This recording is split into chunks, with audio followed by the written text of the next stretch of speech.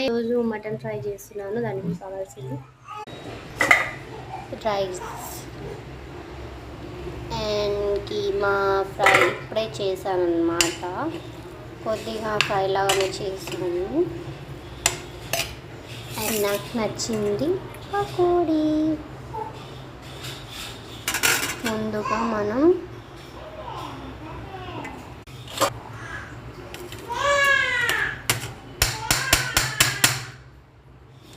ఇలాగా అయితే ఓకే.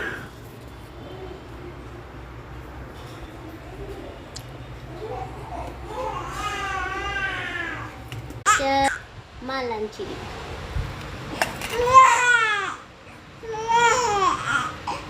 మీ ఇంట్లో ఈరోజు స్పెషల్ ఏంటో నాకు కామెంట్ చేయండి.